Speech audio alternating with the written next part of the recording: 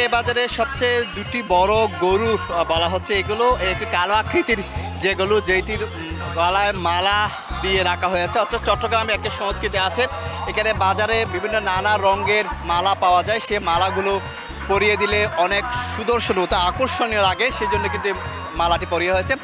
এই গরুটি বলা হচ্ছে কুষ্টিয়া থেকে আনা হয়েছে এবং যেটির ওজন বলা হচ্ছে তারা 25 মণ হবে সেটিকে বলছে। এবং দাম হাঁকানো হচ্ছে, তারা বলছে 13 লাখ টাকার মধ্যে দাম হাঁকাচ্ছে তারা। তবে উচ্চতা আমরা যতটুকু মনে হয়েছে 6 থেকে 7.5 ফিট উচ্চতা হতে পারে এবং সেটির লম্বা 11 থেকে 12 ফিট পর্যন্ত হতে পারে। এই গরুটা আনা কুষ্টিয়া থেকে আনা, কুষ্টিয়া কুমারখালী থেকে। গরুটা আমার ওজন আছে হচ্ছে 1120 কেজি। তো এটা আমি দাম দিচ্ছি হচ্ছে 11 লক্ষ টাকা। আমার 6,50,000 টাকা দাম হয়েছে।